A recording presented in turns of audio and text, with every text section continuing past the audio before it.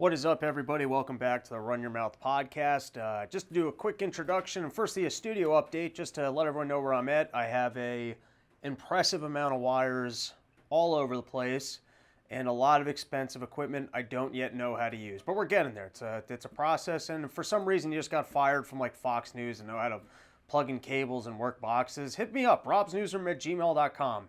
Anyways, we got a fantastic episode coming at you with Gene Epstein. Off the bat, I was wrong about McDonald's pricing. It's going to come up later in the episode. Gene came in, all sorts of charts, figures, graphs, and handwritten documents about the pricing of double cheeseburgers, Whoppers, and the whatnots, and his dad was right. So letting you guys know off the bat that later in the episode when you hear us quibble for 10 minutes about his dad, it was right. So there you go. Gene was right, I was wrong on that, and a host of other topics. But on that one specifically, letting you guys know up front, when we get to the thing with the documents and the pricing, I was wrong. Other than that, in the episode description, I was holding this up because I was hoping to put the stuff in, but I got wires to figure out. In the episode description, on the top line, I have a PDF. Click that PDF so I can overtake your computer. All sorts of viruses, no.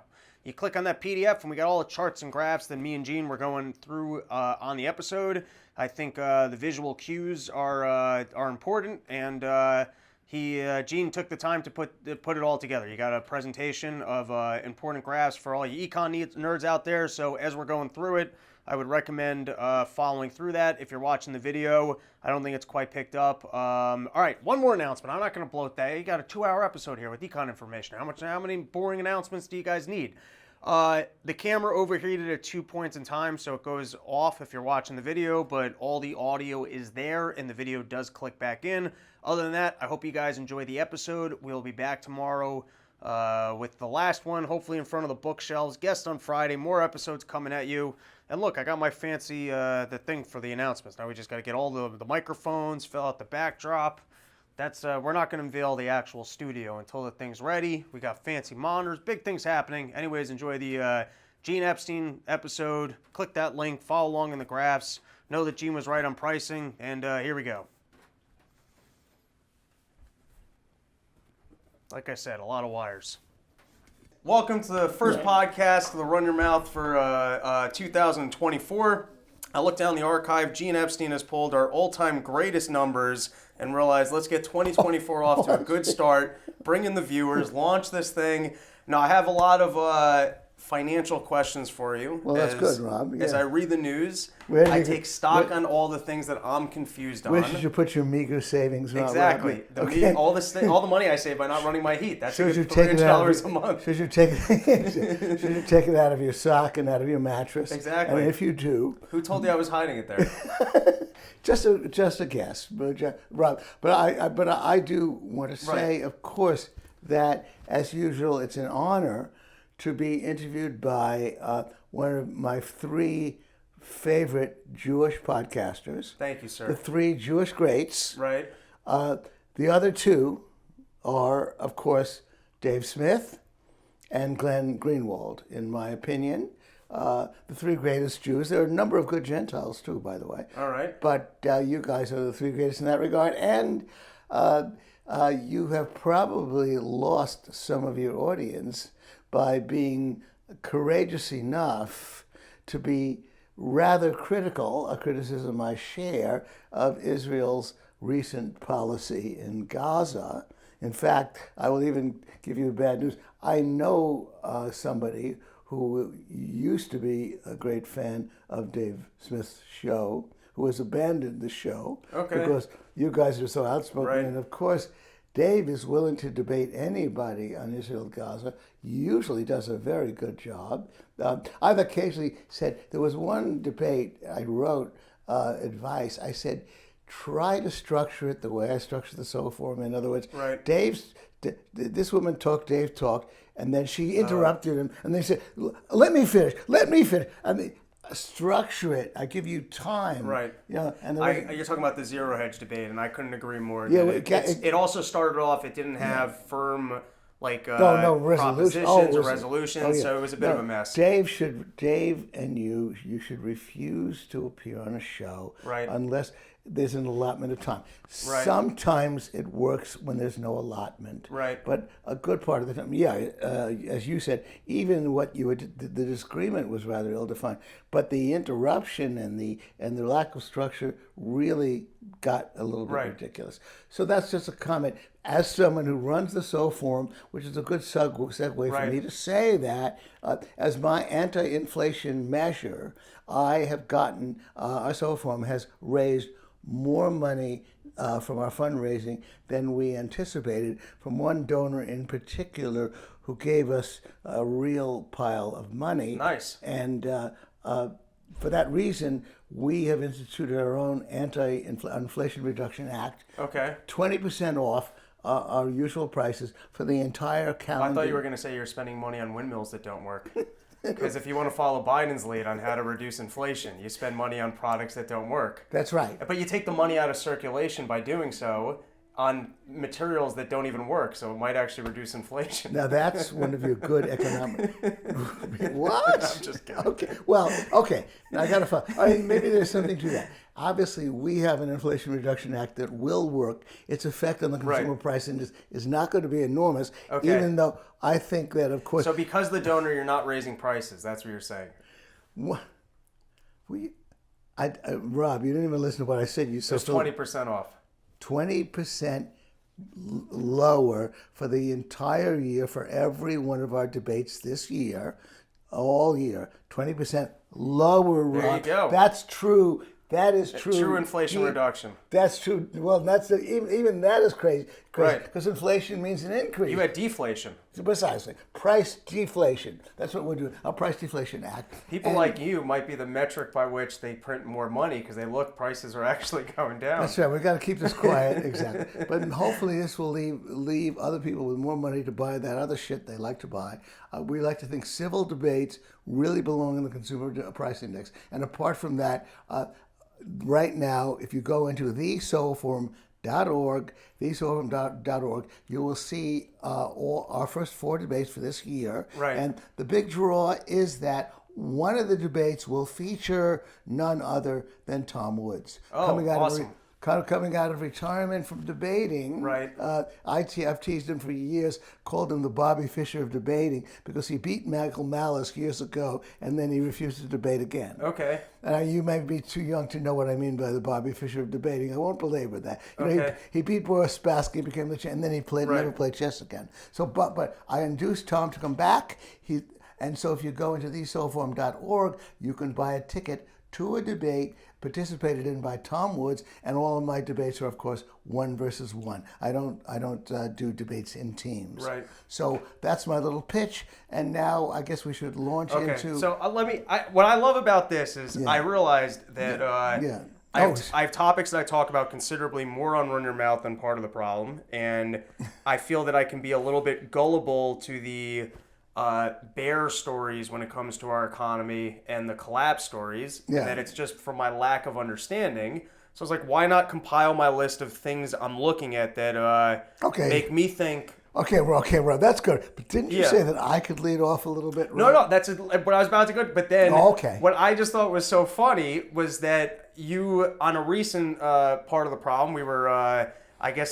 talking about the economy. It was called our, what was it called? Our Great Economy. Yeah. And that was, of course, sarcastic. And I loved because you said, I have some correction. I was like, great. I like to learn, and I can certainly get things wrong on the podcast because sometimes I'm shooting from the hip and not an actual academic, despite what people might take from our conversations. So the floor is yours. You are just as responsible for what is said on that show as Dave is. I'm going to unfortunately hold you responsible. Okay, fair enough. More for what Dave said than for what you said. Okay. And it bothers me. It bothers me that, as a regular listener to your show, it bothers me that you guys are so great and so brilliant on so much. Right. And yet... we butcher the econ. No, excuse me. That's not even true. Okay. Because the fact of the matter is that on most of the major broader issues of being a free marketeer and an Austrian, Right. we agree. Right. But to put it one way, I don't even know that the U.S. economy has grown by 2% a year. Right. I could tell you that. God damn it. See, yeah. I could tell you that there's even doubt about that. But I could also tell you that it's so obvious that if we didn't have all the governmental constraints of all kinds, that we would have amazingly less inequality of income, much narrower distribution of income, as the left-wingers like to say. Right. We could probably have 7% growth a year without interruption, no recession. We could be doubling our income every 10 years at 7%. Right. All of those good things can happen. We have so many ways in which I hopefully could convince you, let's say you were just a progressive, a left-wing oriented person who wants poor people to do better, who wants less inequality. I could say, go the free market way, and that's what you can get. Right. You don't have to change your values. If inequality is the thing that matters so much to you, it doesn't Right. matter that much to me. It only matters that everybody does better. But if it matters that much to you, I could show you so many ways in which the government is exacerbating inequality. Okay. And clearly, so the broad brushstrokes we agree about. What causes horrible business cycles? Obviously, the government via the Federal Reserve. Right. And so, and then thank you for the shout out most recently when you said to Dave, my favorite way of describing the economy is Gene's neologism, capitalism. Right. Yes, and then as a matter of fact, Dave, when he was recently on the Just Asking Questions, a recent new podcast, he was asked what does he most believe in, and it turns out that I'm his chief rabbi. He said, Okay. he said, what I most believe in. Maybe you never listened to that interview. He said, what I most believe in is what Gene Epstein said, that history is filled with surprises. He used my slavery example, but what I lived through, of course, was the most stunning thing, that slavery ended and nobody expected it to. Right. Who could believe it ever could? Right. My favorite example is, of course, what I lived through.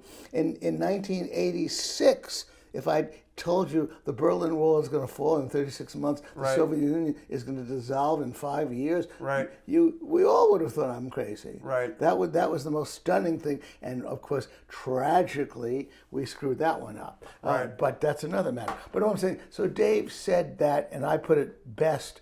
Dave didn't quote me perfectly when I Right. said, I may have no sense of politics, as the realists like to tell me, but Right. I tell them in return, you have no sense of history. Right. Because radical change does happen, and that's what you and I are here to promote, and that's what you do so well with Dave. All right, so let's get into the nitty gritty of what we got wrong because you brought the receipts. You had Oh, your okay, staff sure, cut yeah. the clips. Okay. You were ready to go. I thought we'd just get an overview of some missed themes, but you brought the No, receipts. but just a moment. I just wanted to start by saying that we're not on. No, I just want to make sure we're Okay, recording. sure, getting on there. Okay, I wanted to say that in broad brushstrokes. Okay. The basic framework that you guys worked from, which is that Krugman, clearly Biden, clearly several others, like Jolson Wolfers, Right. what's her face, head of the Treasury, Yellen. Yellen, They're scared. They're scared about what's happening, Right. and they want to convince everybody that we are in literally an economic boom. What did Krugman do recently? I joked his kosher conspiracy. Okay. This was just the other day. He writes, one thing I haven't seen emphasized by the vibe session. The vibe session is that people have bad vibes, but the economy is doing great. Why are Americans so negative about an economy that looks very good by conventional measures? It looks Right. very good by conventional measures. And he wrote, is the fact that Trump himself keeps saying things about the economy that are flatly false, like his claim that the price of bacon is up 5 times under Biden.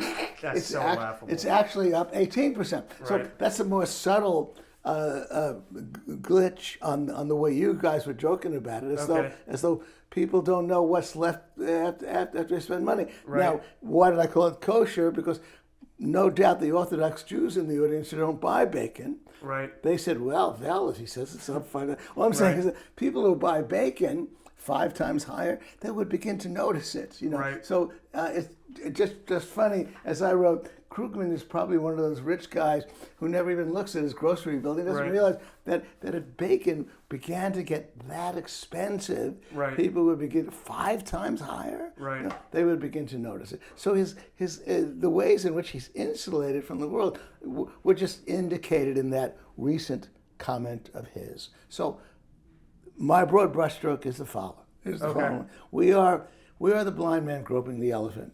We have a whole lot of economic indicators that I've been tracking for really going on 30, 35 years. Right. I've spoken to the bureaucrats in Washington. I know how they work. I know which numbers are right, which are wrong.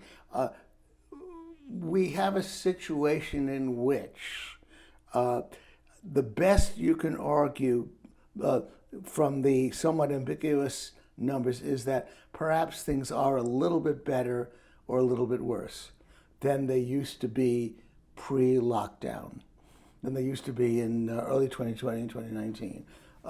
That there are things a couple of ways in which they're worse.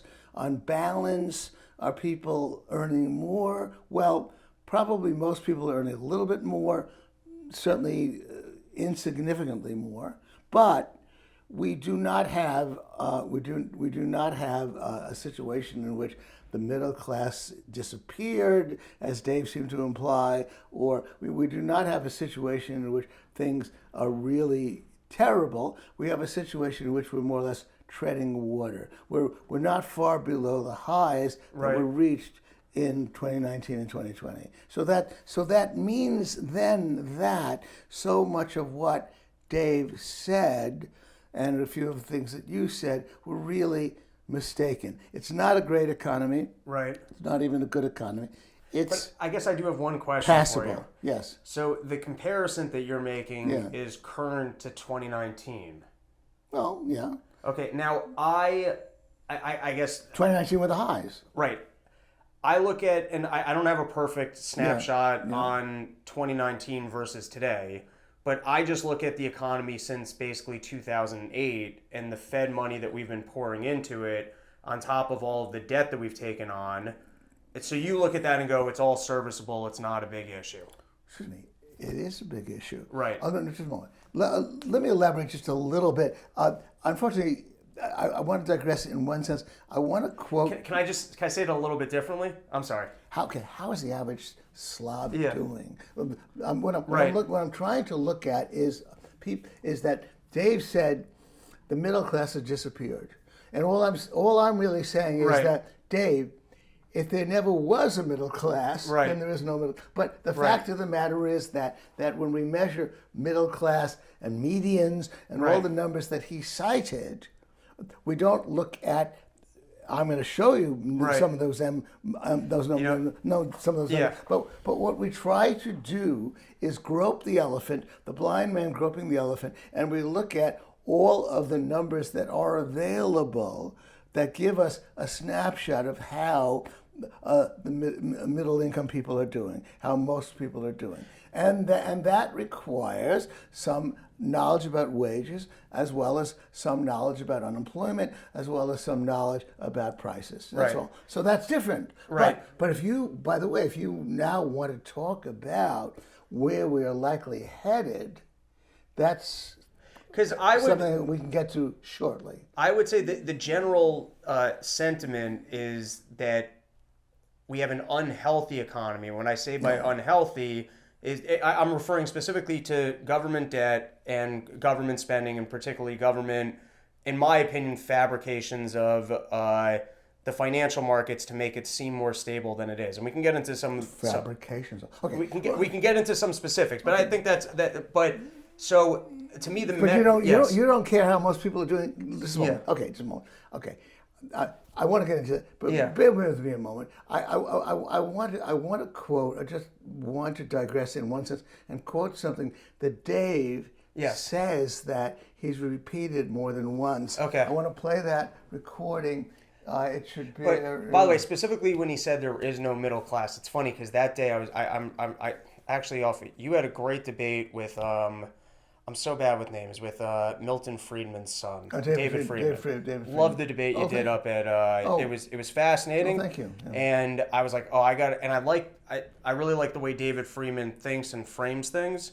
And I was excited listening to him, and I was like, I got to go read his book. So I bought his book, The Machinery of Freedom. Oh, yeah. Haven't finished it, but it was literally the day before I had read where he had a whole article about the nonsense left talking point about the disappearing middle class. Oh, yeah. And then when Dave said it, like, I was going to grab it, I didn't remember his argument well enough to kind of, but I do remember that particular statement and being like, oh, that's an interesting way to frame it from Dave.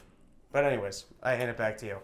I'm sorry. Did you say that David thinks it's a myth? No. David Friedman had thought. I mean, that's already a book from 20 years ago, I believe. But he had said that it was. It. Yeah. Yeah.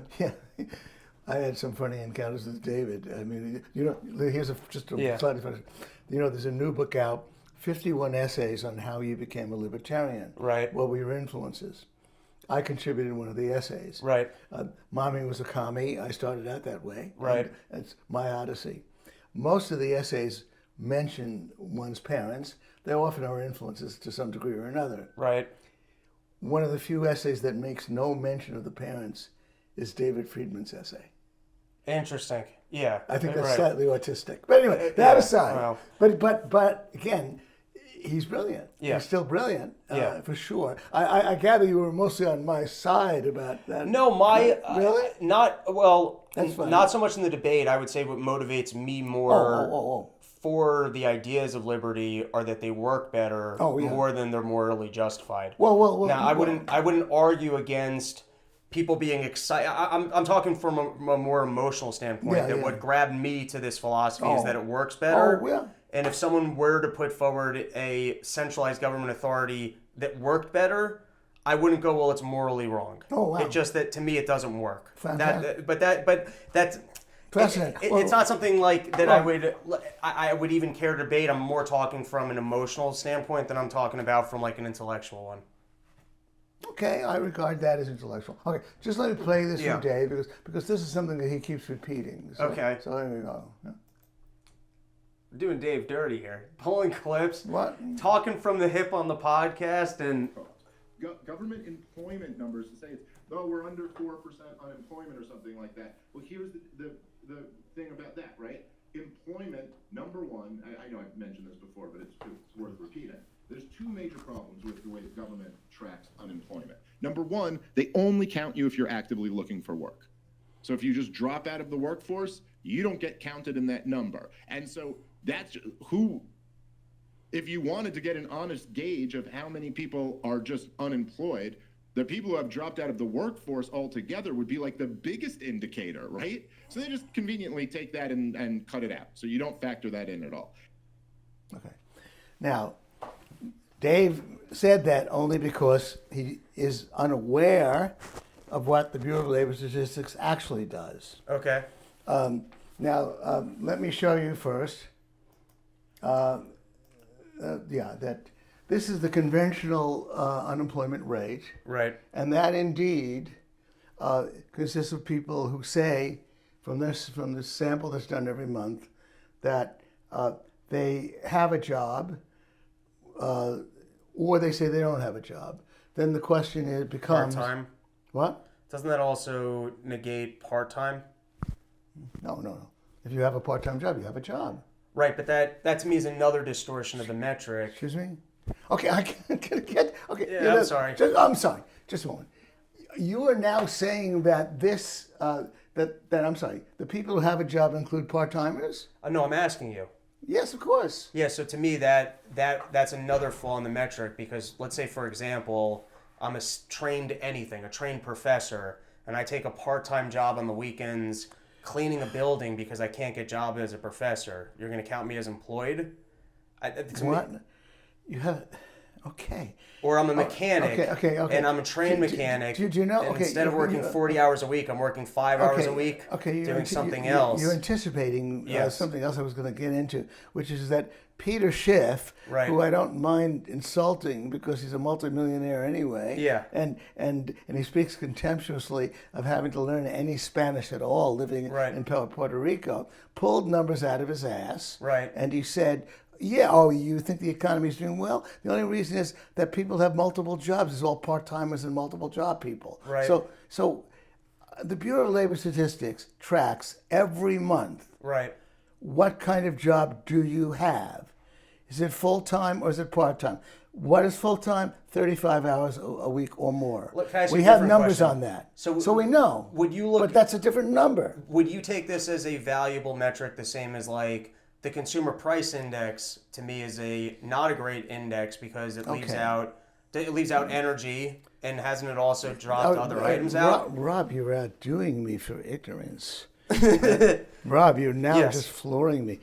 Let Right. me just back up a second and say the consumer price index includes energy. It's a huge part of the consumer price is energy, the cost Right. of energy. So I have to correct you there. But otherwise, I also want to tell you that every number is just us groping the elephant. Okay. All this is telling us for the moment is how many is out of the share of people, how many are unemployed according to a certain definition. Okay. And I was going to get to, and now as for the jobs they have, I was going to show you numbers on that too. Right. But that comes later. Okay. But this is just what is that share, and I drew a red line, and it's obviously at pretty close to historic lows going back to 1995. Now,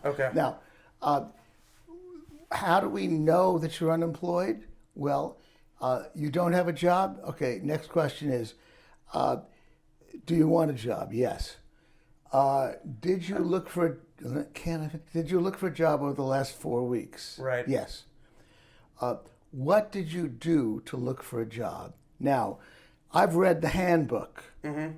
The handbook says that if the answer is I enrolled in a job training course, that doesn't count. But what if you say I called up my cousin Rob and I asked him if he knew of any jobs over the last 4 weeks? That's what I did. That's all I did. Right. I called up my cousin Rob. What do you think the handbook says? That means you're actively looking. Okay. Rob, if you had a deadbeat cousin Right. whom you're supporting, and you asked him, what did you do to look for a job in the last 4 weeks? I called up cousin Joe, and I asked him if... Now, you don't even have to provide evidence of having made that phone call. Right. I looked at the want ads. The fact of the matter is that the number of people who are counted as unemployed are considered having looked for a job according to criteria that the Bureau of Labor Statistics commissioner wouldn't accept from his deadbeat brother-in-law. Right. Very, very lax standards about how you look for a job. No evidence required. Right. Nor any real evidence that you tried. What's But I want. Yeah. Go ahead. Yes. What's the advantage, though, of taking a lax standard of everyone that's searching for employment versus just going, here's the group of people that have a job and here's the people that don't? That don't. Okay. Because Rob, there are tens of millions of retired people who don't want jobs. They're living off pensions. Okay. There are millions of people who go to school all the time. They don't have jobs. They're being supported by their parents. Okay. There are 100 million people who don't have jobs over the age of 16. Okay. And there are people who are married who are living off their spouses and they Right. don't want to work. We repealed slavery, Rob. Okay. 100 million people of the civilian population, 16 or over, and that's the non-institutional. We don't Right. count people in the army. They don't have jobs for very good because there's no slavery. Right. So if you want to say 100 million people are unemployed, Right. But obviously, if you think about it, you want to ask them, do you want a job? Okay, now, but I want to get to the next part. Can I? I know you're going to respond, and then you're going to be a little surprised because the Bureau of Labor Statistics has yet another metric. Right, discouraged Unemployed workers. plus discouraged workers. Okay. Okay, because they also ask, you want a job, but you didn't look for one over the last 4 weeks. Right. How come? Well, I'm discouraged. And then you give reasons for discouragement. Let me tell you a funny story. Up until 1994, they had 1 million people in 94, which of course there are fewer people. They had 1 million people listed as discouraged. They added a single question to the discouragement criterion. Initially, they just asked, you didn't look for a job, you're discouraged, there are no jobs available, this age discrimination, I'm discouraged for various reasons. But then they added one other question, which is, have you looked for a job over the past year, right. last 12 months? Half of the respondents, based on the sample, could not say yes to that question. Okay. So, the very left-leaning Bureau of Labor Statistics, by the way, I know those people, they decided that it's very difficult to say you're discouraged if you haven't even bothered to look over the course of a year. What reason do you have to be discouraged if you don't even know? You haven't even tested the waters. Right. Up until then, they were reporting 1 million discouraged, and so the number suddenly fell to 500,000 because at least half the people were able to say, yeah, I did look over the last year. But there was in that question no question about how they looked. Right. Their word was just accepted they looked over the past year. Right. Now, I'll bring you through the next metric. But because I do have Dave a question said, for let you. me just review. Yeah. Dave said, but we don't keep track of those people. Well, Right. Dave, if you want slavery to come back, Right. then there are 100 million unemployed. But the I don't vast understand. majority of them don't want a job. Yeah, but I take Oh, wow. I take issue with that. Oh, God. Okay, go ahead. Okay. Even at your age, My age. there's a price. Do you consider yourself retired? Or do you consider that you work for the Soho firm? Or how would you be even considered? You'd be considered employed?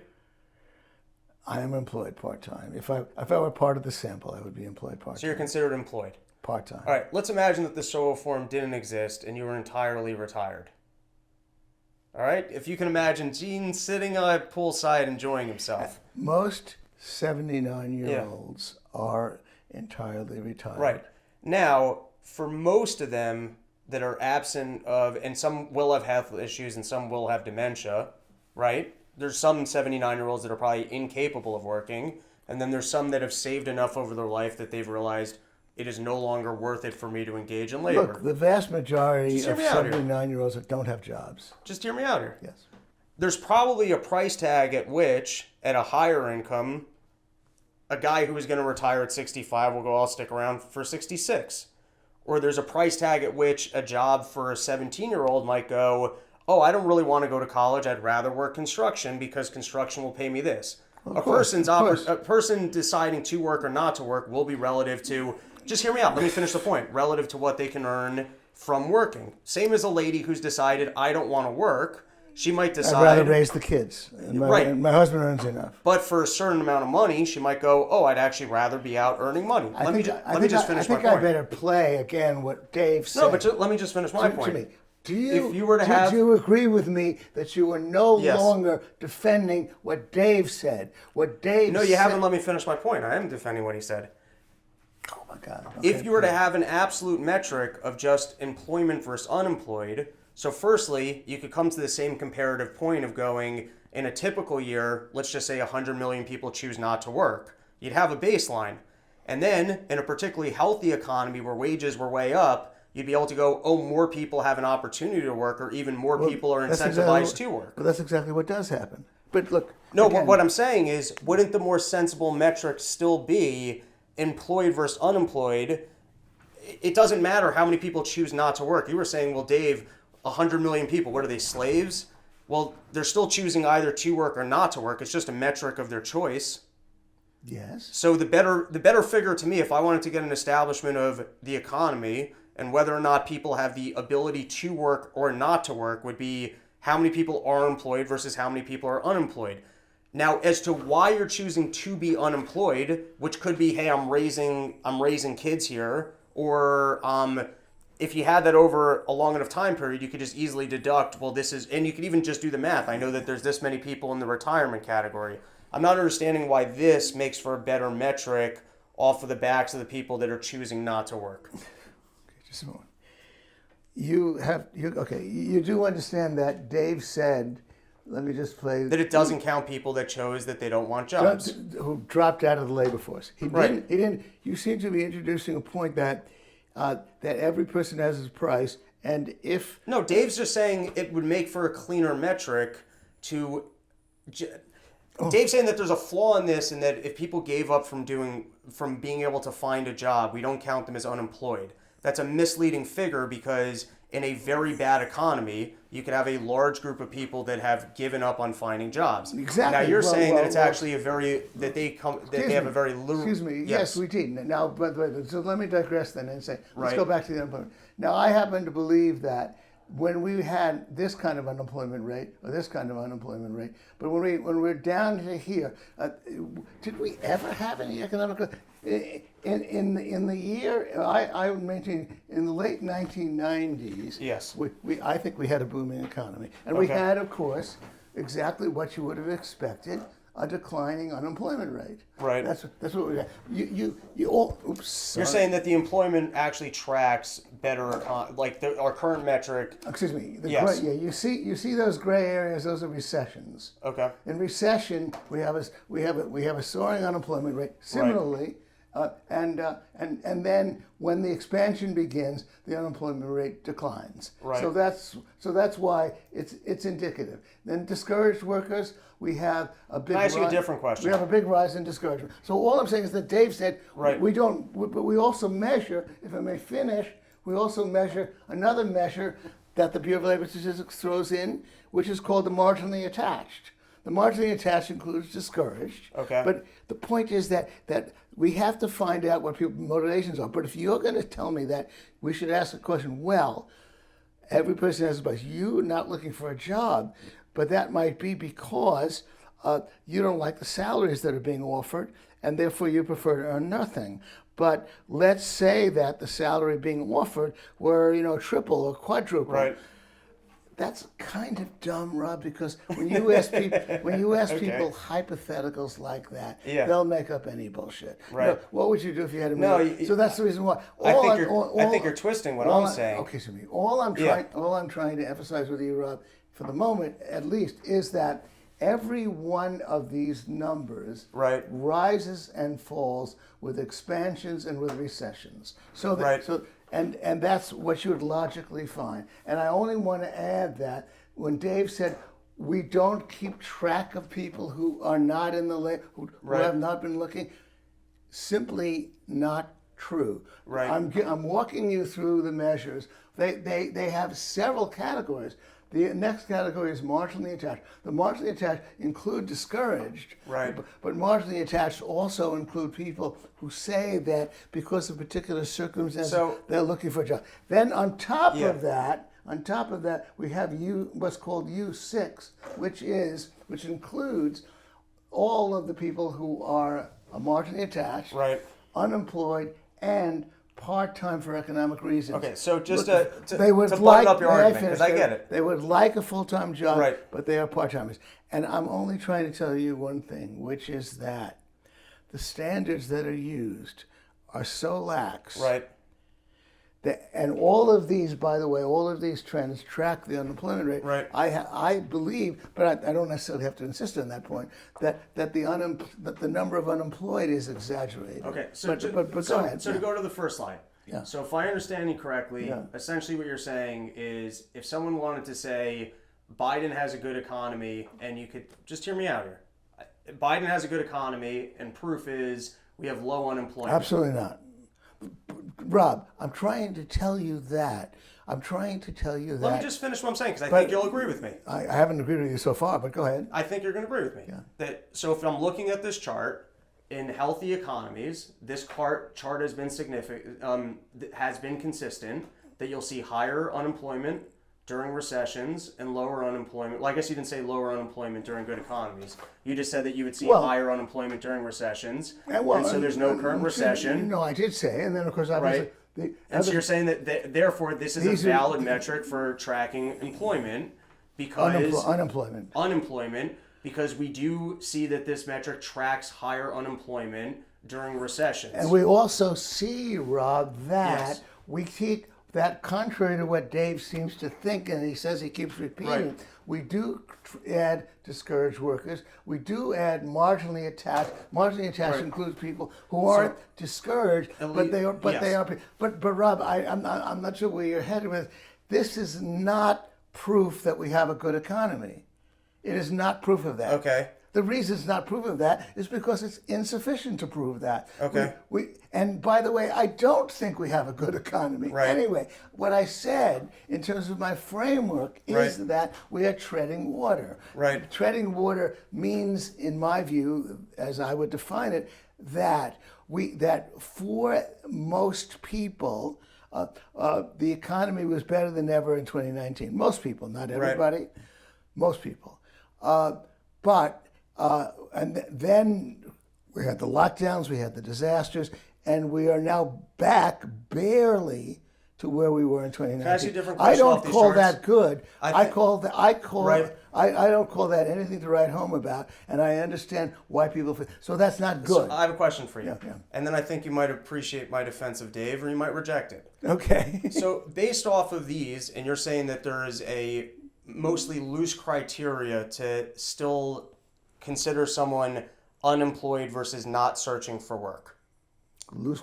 You said I don't insist on that, Rob. I only said just a moment. The fine point I want to put on it is that Dave specifically said we never include the dropout. But if you reject my framing, you're not going to hear my argument. So I have to reject your framing because I didn't say that.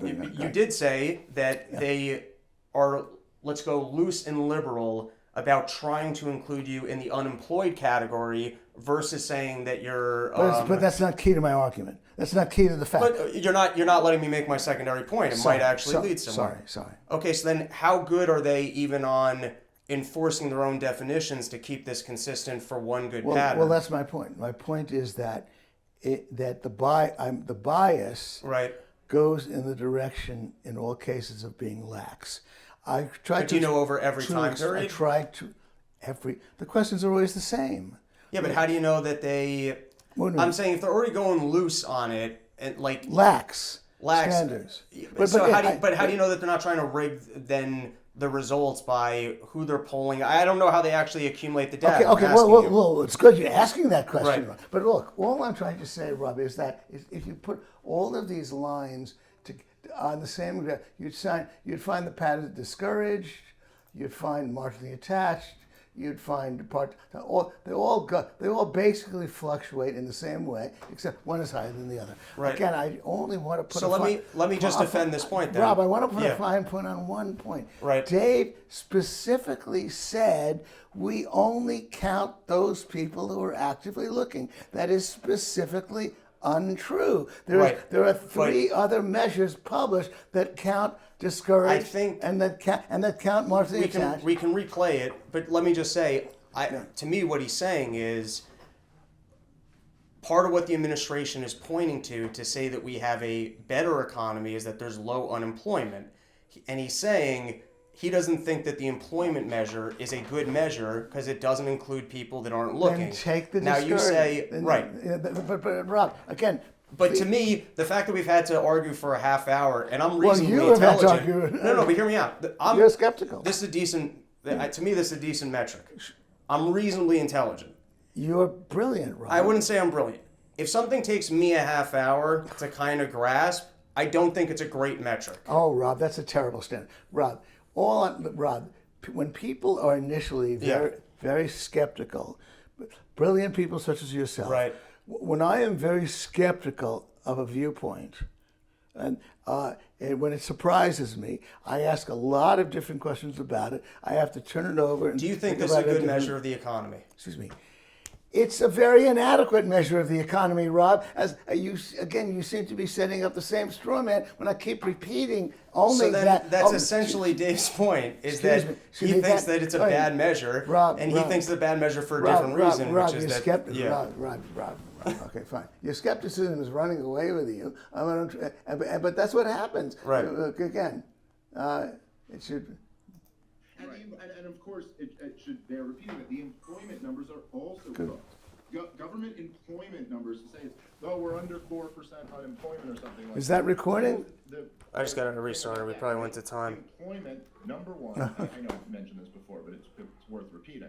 There's two major problems with the way the government tracks unemployment. Yeah, the room's very hot, so it needs to cool down. But we have audio anyways.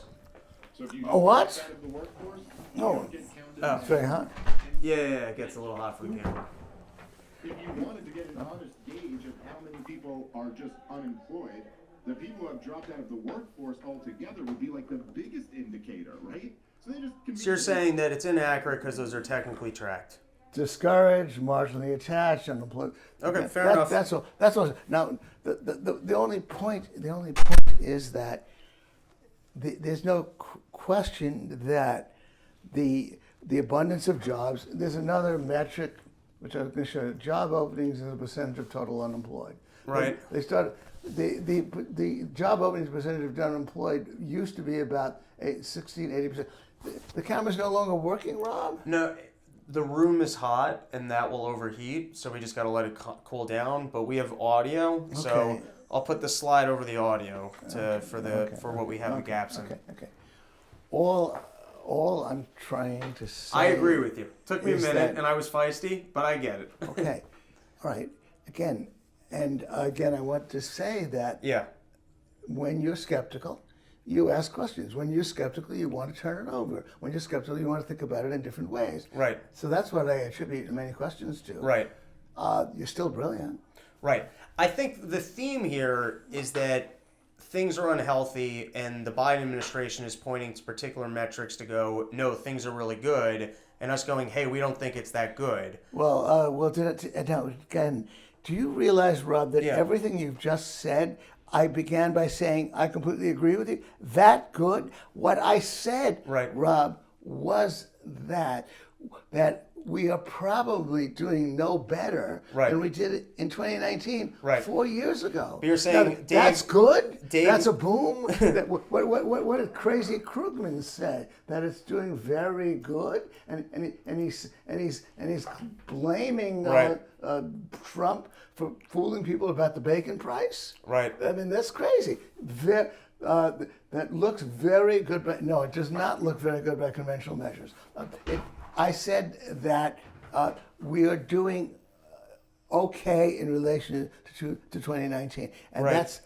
that's 4 years of basically mostly treading water. Okay. So that's different from what you and Dave seem to have Right. applied. And I would also add that I believe that what your use of language sneaks in is that, but inadvertently, is that we're going to hell in a handbasket. Right. Now, if you want to forecast, I said on the Tom Woods Show that I was happy about being wrong about a 2023 recession. Right. But let's see, where is my? Okay, but actually, Rob, this one you'd like. Okay. Let me show this to you because this is a puzzle you really like. All right. This is the Conference Board's measure for consumer confidence, and one of the things I find is that people are citing surveys that were done this year, this percentage, that percentage. Right. I like survey numbers, as I used to say. People are always bitching. Right. I mean, there's always something shitty to say. I like survey numbers that have a history, so Right. we can have some basis of comparison. The Conference Board numbers go back to the late 1970s, Right. and look at this here. Consumer confidence, which asks your spending plans, how do you feel about your income? What do you think is the outlook? A whole range of questions Right. about consumer that have been asked consistently, monthly numbers. And Did now you look say this is the only leading indicator, or did I just make that up? It's not a leading indicator. Well, excuse me. Actually, some of it is used. Some of the other one is used as a leading indicator. Okay. It's used a little bit as a leading, but this is going to be the real surprise. You see this red line and the recessions. It's not obviously. It's not really booming. It's below these levels that were hit in the 90s. It's about comparable to the aughts under Bush. It's not as high as Trump, but it's not. It's obviously well above recession levels, right? Not bad. Okay. It's so you say if I don't think, by the way, that Krugman or Yellen will like this chart, right? Because it's not that impressive, but it's solid. But you don't like. I do have one question for you on that chart. But this is the thing that's going to stun you. Okay. The University of Michigan has tracked the same thing with the same questions over the same period, and they call it consumer sentiment. Okay. They ask virtually the same questions of a similar sample of people. What does that show? Take a look at it. A red line that mostly matches where consumer sentiment was in recessions. I do have a question for you. Sure. Isn't there, it doesn't, if I'm comparing like the 70s, 80s, and 90s to today, isn't this somewhat misleading in that we've socialized costs such as healthcare? So if I'm trying to see, hey, what was someone in their 90s, their forecast for where they are in terms of wealth and what they can spend will be different than today, because today they don't have to be concerned necessarily about their healthcare costs.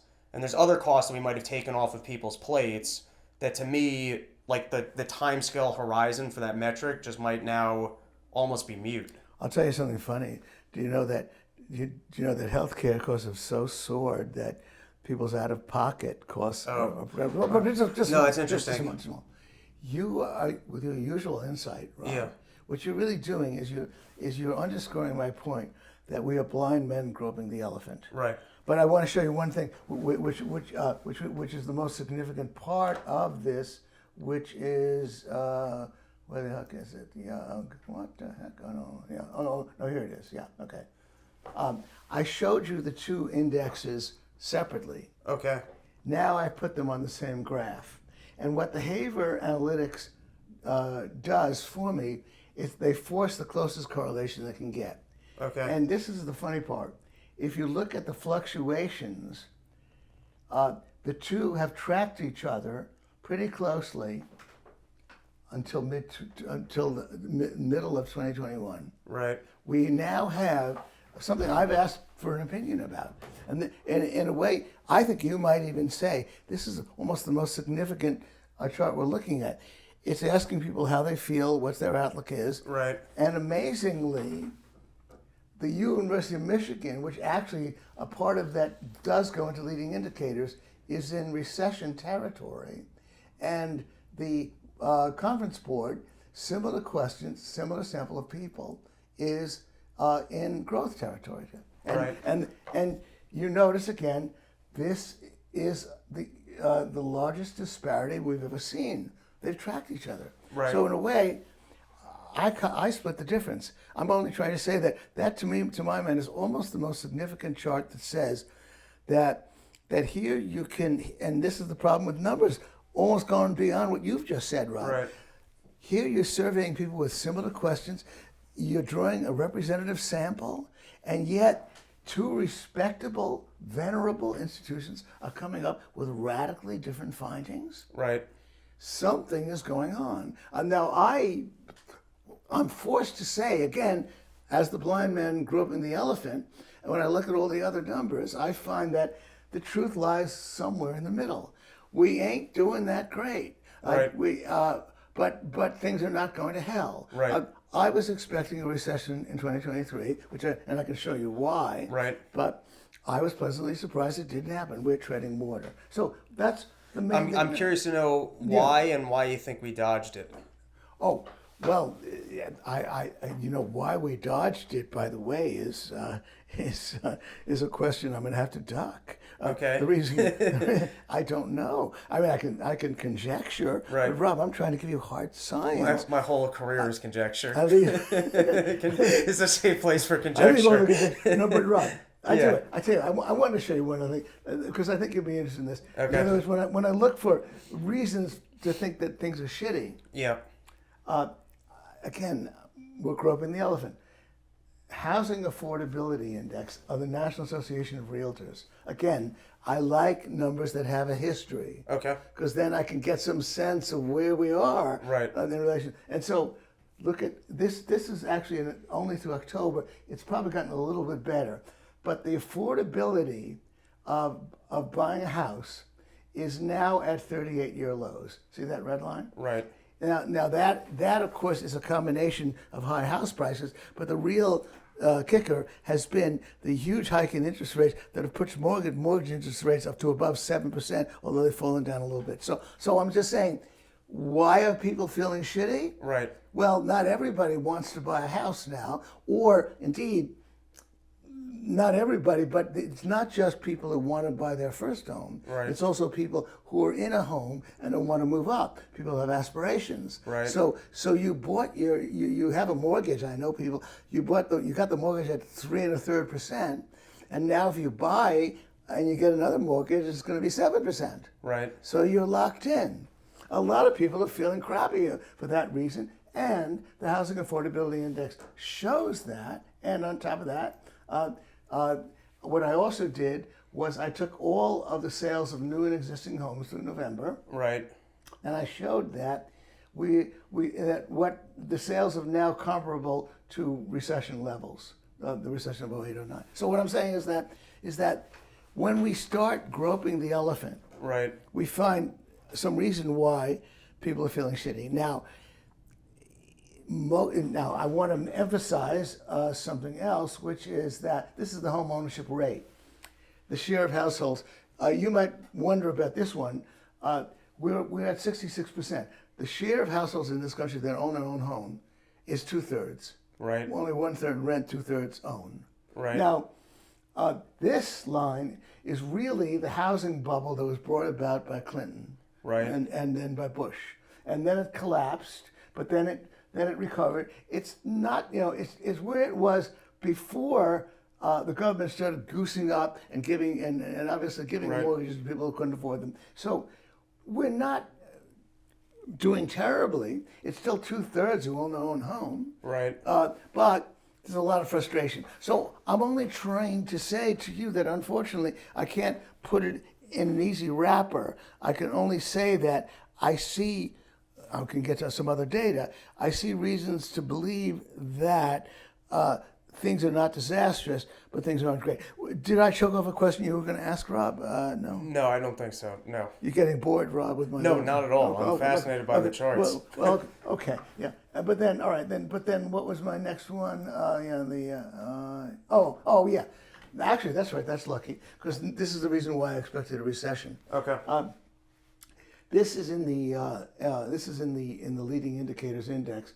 The interest rate spread, the 10-year Treasury bond minus the Fed funds rate. Now, the Fed funds rate, as you perhaps know, is the overnight rate Between banks. that the Federal Reserve has very direct control over, and it's hiked it to 5.25% to 5.5%. Right. And then so if you take the interest rate on the 10-year bond, usually, since you're lending money for a longer time, you should get a higher interest rate.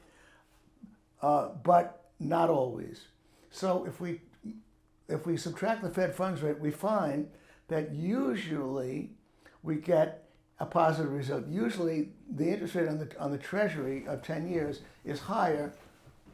So usually the Treasury interest rate on 10-year maturity is higher than the Fed funds rate.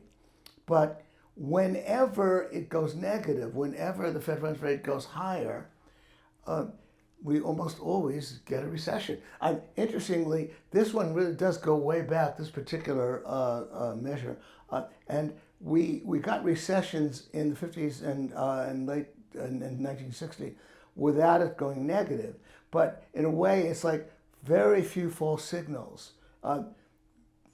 Usually, when it goes negative, went negative here, then recovered, but then went negative. All of those gray areas are recessions, and you see how if you had to use a single indicator Right. to start being fearful about a recession, Right. this is actually far and away the best. It's a remarkable, and it is Right. very much in keeping with Austrian business cycle theory. But go ahead, yes. Is this what they call the inverted yield curve? Yes, And yes. so it's telling me that current yield is Yeah, we- short-term interest is higher than Than long-term long-term. interest. Exactly, Which exactly. doesn't make sense because if I'm locking up my money for longer, it should have to pay me more. Exactly. The yield curve, which, Right. as you indicate, is just the interest rate over the course of maturities. Right. So an overnight rate, a 6-month rate, a 1-year rate, a 10-year rate, a 20-year rate, those rates should climb Right. the further out you go. You're inverted when the short-term rate is higher than the long-term, and that, of course, can be simplified by simply taking the 10-year interest Right. rate Now, minus. it just conceptually, Yeah. if the long-term yield is lower than the current yield, Yeah. doesn't that just mean I'm forecasting that the government's dropping the interest rate? Dropping the interest rate on the 10-year. Yeah, so Well, because in other words, like because if I'm Yeah. forecasting that the government's going to drop, wait, no, maybe I had that backwards. Yeah. I got to think for a second here. Yeah.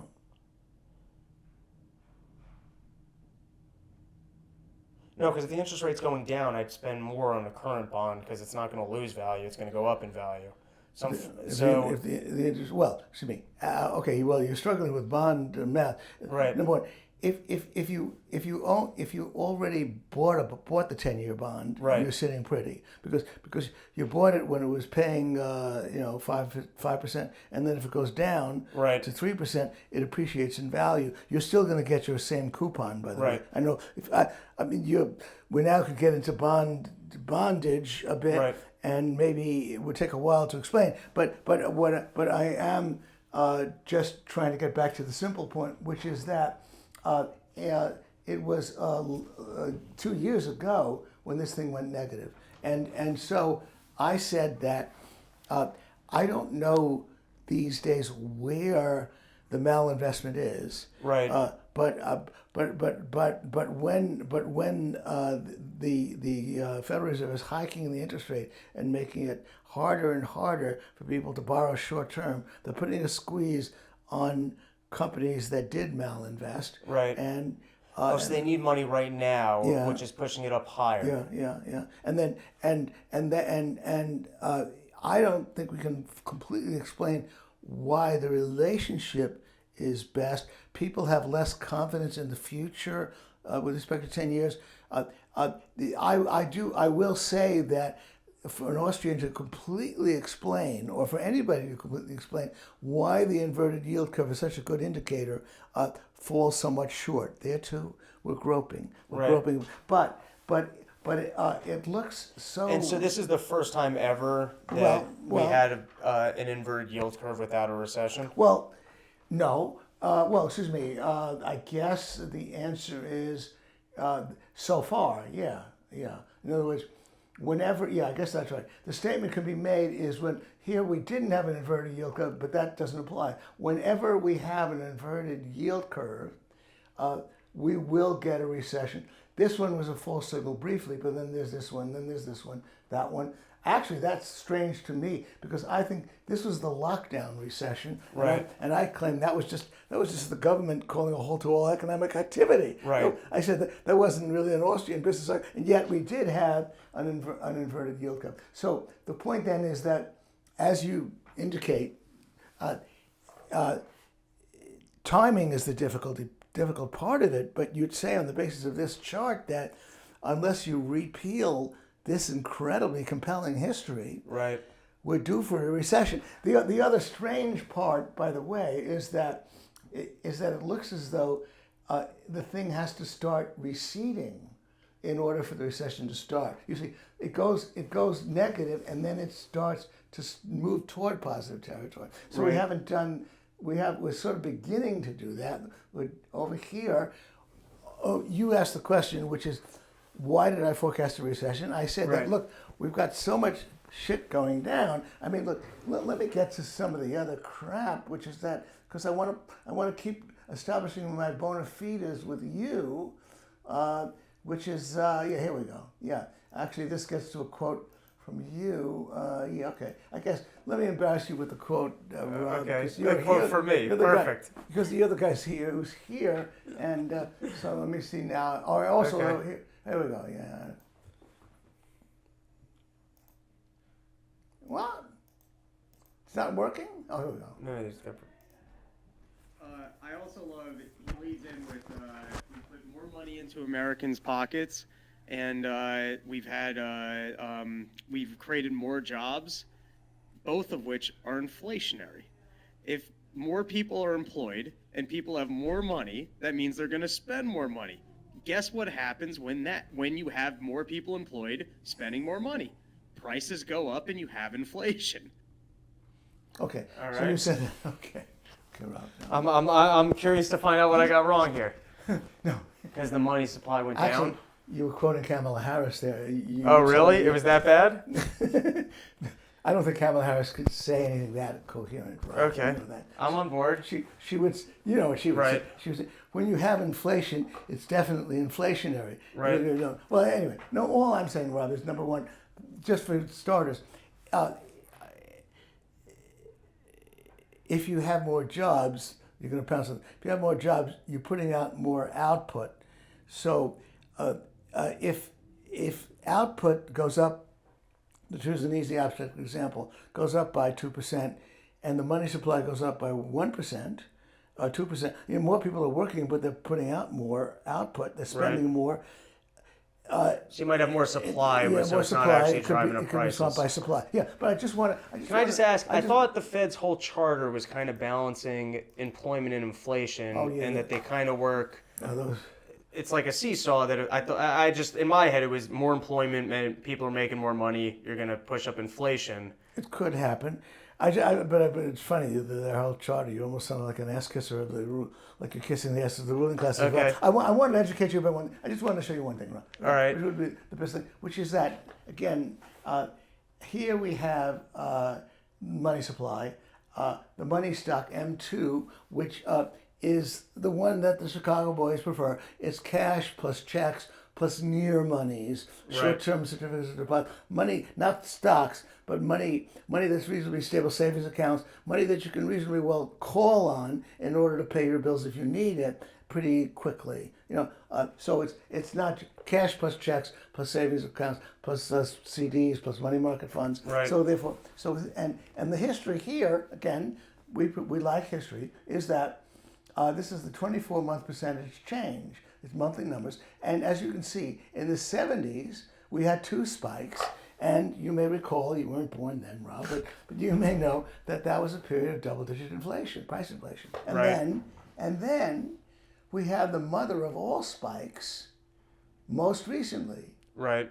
But then now look what's happened, and it's in response to Fed policy. Right. They have indeed tightened.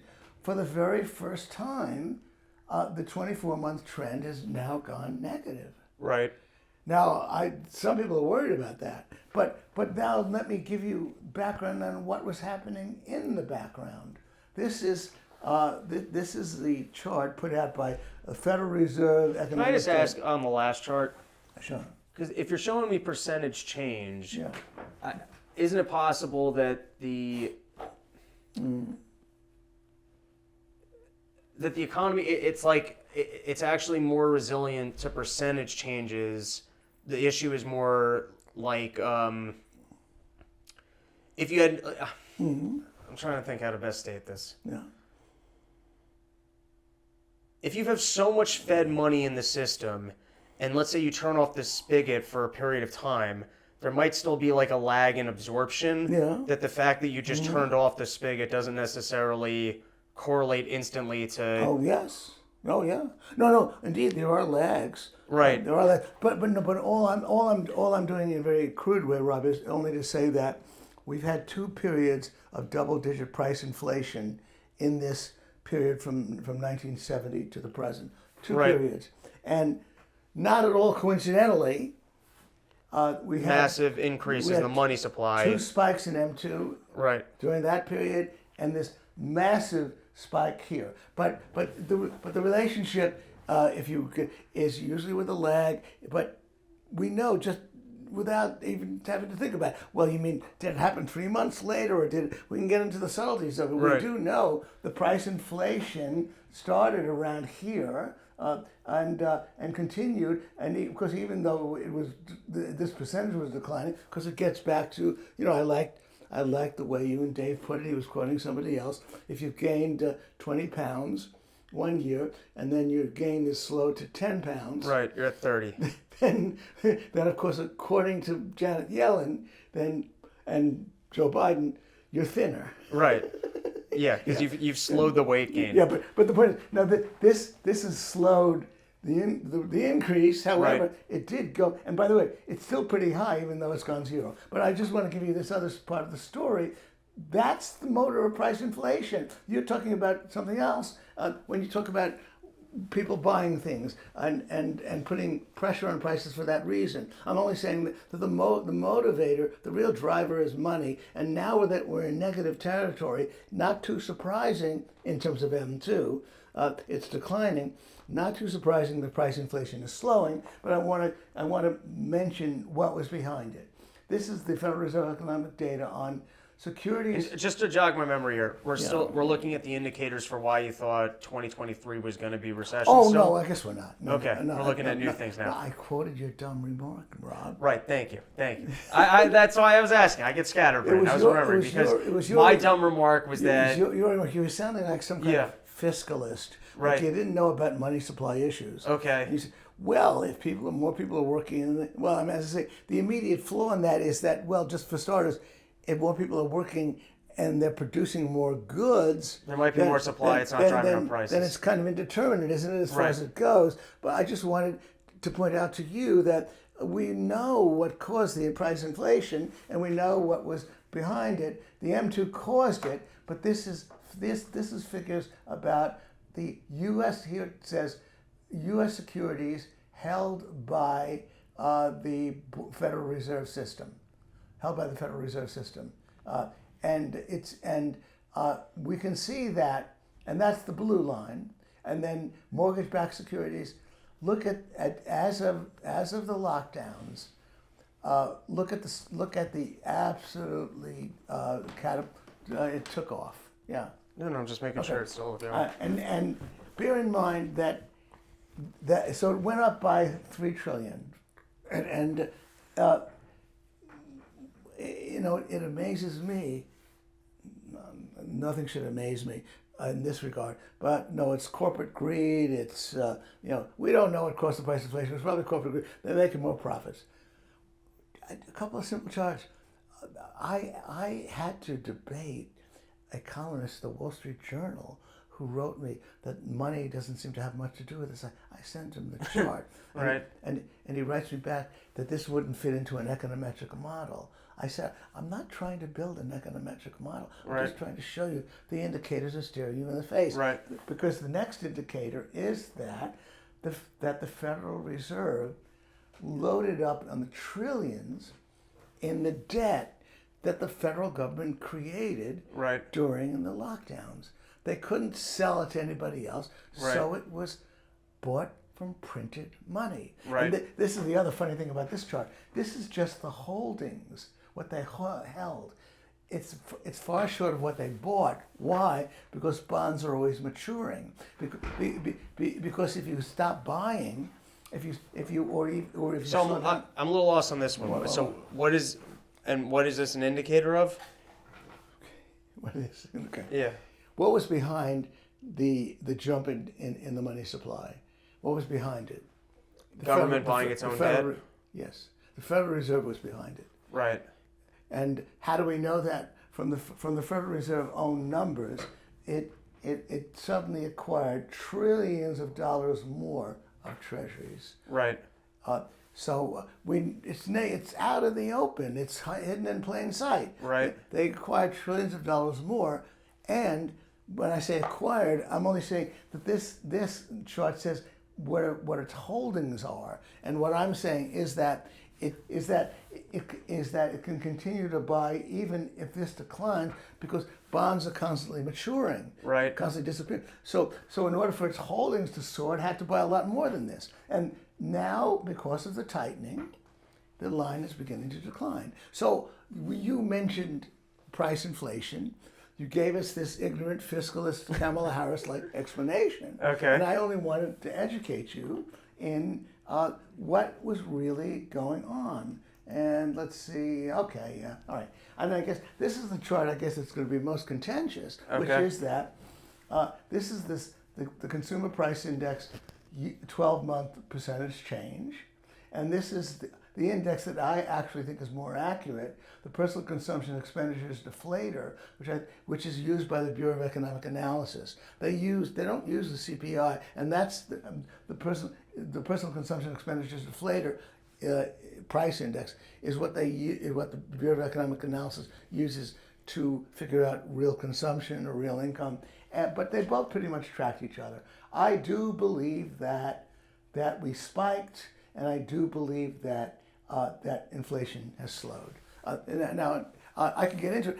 I'm going to shock the hell out of you. I'm going to shock the hell out of you by saying that. You can just leave it there. Okay. Yeah. Or you can leave it on the table, whatever works for you, however you're comfortable. Yeah. I'm going to tell you that the bureaucrats of the Bureau of Labor Statistics, you can't fire them. Right. Do you know that I'm the only one who's actually uncovered in my book Econo Spinning the story that Nixon did not like what was coming out of the Bureau of Labor Statistics for the unemployment rate, and it's on tape that he said the Jews are in charge of the BLS. Nixon's the best on tape. And he said, I want a list of all the Jews of the Bureau of Labor Statistics. Unbelievable. And he got a list. Right. Now I combined that with, and then I have the records that the chief economist and the chief statistician at the BLS were both Jewish, and they both got fired because they were not coming up with the right numbers. Right. That's the only time in history that has ever been documented Right. that the government was able to interfere in what these agencies do.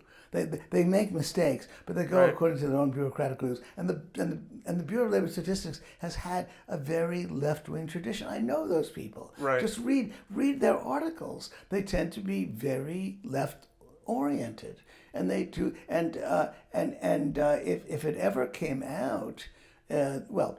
I have to start that sentence again, I guess, because I claim that I'm the only one who uncovered what Nixon did, Right. when everybody else was looking at what Nixon did. But it's certainly on tape. It's certainly in the book of recordings in which Nixon is talking about those Jews at the Bureau of Labor Statistics who were doing things he doesn't like. So that's a matter of record. There's no evidence that any of the administrations has ever been able to interfere in the way the statistical agencies do their numbers. Right. I'm not saying they necessarily do a good job. I think they screw it up. What I'm really getting at is I think the price index is exaggerated. Let's see, where are we going with this? Let me see where I want to insult you further. I know that would be insulting Dave, actually. Oh well, look, here's a funny one. Okay. I went to Five Guys. Didn't he mean five napkins when he was? No, Five Guys. That's that one at least I can defend as being accurate. It is a fast food place. Oh really? Okay. Yeah. Dude, I remember going to literally just I went to a Five Guys in Manhattan. So It's okay, over this is the- in Manhattan. This isn't just In anywhere. Manhattan. I just went there and I got a burger and fries and a soda. This is like I don't know, like 5-6 months ago or something like that. And whatever. Don't judge me. I wasn't being healthy that day. But and he said, and it was like he goes, that'll be $31. And I just had, like having a moment where I like look at the guy like, wait, what? It's $31 Did you accidentally double my order, or are you serving this with a steak? Are you gonna put on a suit Yeah. and tie and bring it to my table? Yeah, right. Yeah, right. Like what? Like $31? That's like the price of a steak. Okay. Yeah. Well. Okay. Yes. You eat at more steak places than I am. You're like, where are you getting a steak for $31? I guess this is going to be a little silly and contentious. It's just Okay. just a little bit funny. I'm on 11th Street, just off University Place. So I'm in not a whole lot of poor people around here. And Right. I guess, and so I pass a couple of fast food places. Sure. So, and one of them is McDonald's, the other one is Wendy's. Okay, you did a price comparison of a year. Yes. The combo meals, including fries and drink. Big Mac, cheeseburger, a quarter pound. Was it $10.99 for the Big Mac with the fries, $11.19 for the 2 cheeseburgers. But for the quarter pounder, $11.39. You get exactly what Dave was paying triple, and then. Okay, I think on this one. And then, do you have the Five Guys? And when I look again.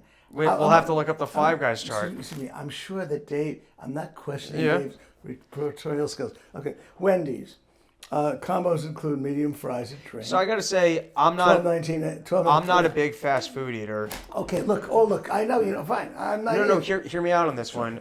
I think at least the sentiment I see on social media is people that do eat fast food are finding it to be significantly or noticeably more expensive this year. I don't know, Rob. I even find myself in terms of eating out. Seem to have this talent for not being literal. Okay. All I'm saying is that it was just a little funny that I pass these fast food places all the time. Yeah. And every once in a while I take Wendy's and McDonald's. Massive business that they do in Manhattan, in this area where people have plenty of money, and what Dave paid $31 for costs 1/3 as much. I guess the prices are up. I'm only saying that it was just kind of funny that he's reporting on this. Yeah. The McDonald's, I copied down a few more. The whole Big Mac, the drink, $10.99. That's all. You think a Big Mac is currently $10.99 with fries and a drink? Combo meals. Yeah. Meals include. I should have taken a picture. You should have. I should have. I'm going to walk you over there right now. It's only 4 blocks away, my boy. All right. You think I don't know how to write down numbers like that? I'm curious to see. Combo meals. Really, including medium fries and medium soft drink. It's also because Wendy's. Combos include medium fried and drink. It was all under combos. And you're telling me I'm such a goddamn dummy. I don't even know how to list it under combos. It was 1/3 the price. That's all. No, because to me. And now you're questioning my data. No, to me. Okay. Yeah, fine. To me, this completely overlooks the point. I've eaten at Five Guys, spending $30, assuming Dave actually spent $30 on a drink, fries, and that is a noticeable sticker shock on what should be a cheaper item. I dare say, okay. Now I'm going to say what's wrong to me. I haven't eaten in McDonald's ever. However, I've eaten ice cream there once. I'm not a big fast food guy. But there's so many variables on what size burgers. The question is, I know they're combos, but they have the Big Mac, or is it the small kids thing? Is it the? I'm saying. So to me, the metric is just the quarter pounder. Fine, the quarter pounder. So that's $11.39. Does that include your drinks and your? You keep asking me the same question, and I guess I keep. Fine. So you're standing by. It's a quarter pounder, $11.39 with the fries and a drink. I keep having to tell you, I guess that you're willing to accept what Dave said, but I know how to copy things down. It's 4 blocks away. Why don't we just do this, Rob? After this little interview, I'll walk you there 4 blocks, and I'll have you look at it yourself, and then you'll say, Epstein was right. If we look at the chart of McDonald's over the last 6 months, do you think it's noticeably up? Rob, that's a good question.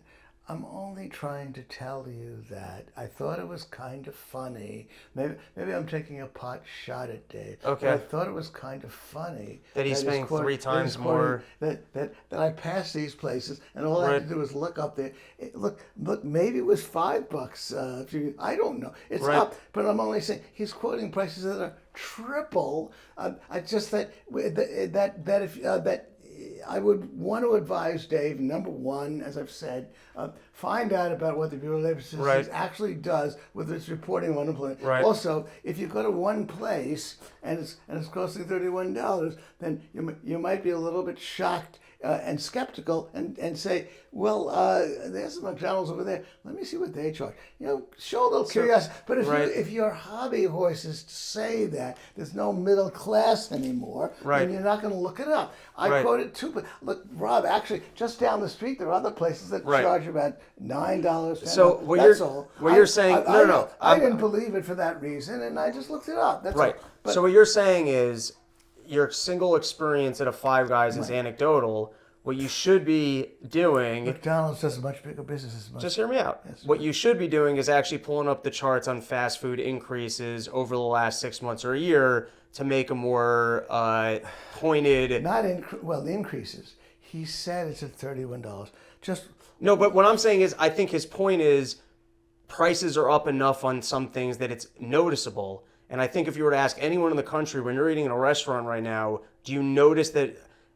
sure, we can look at the charts. I think most people are going to go, yeah, it's more expensive. Yes. I can tell you I eat out less because it's noticeably more expensive. That's his point. Rob, you're muddying the point. He said, again, I only want to be specific. With data, we tend to want to be specific and quote what Dave said. Right. And what Dave said is that... He had sticker shock when he ate in a restaurant. How's that inaccurate? Rob, I don't think you're being serious. I believe that Dave is citing Yes. $31 as a representative indication of what you have to pay for a burger, fries, and a drink. No, you're misunderstanding him. Oh, come on, Rob. This one I'm for sure right about. What?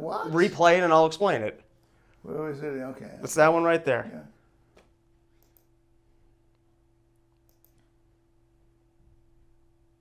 Dude, I remember going to literally just I went to a Five Guys in Manhattan. So okay, this is in Manhattan. This isn't just anywhere. I'm in I Manhattan. just went there and I got a burger and fries and a soda.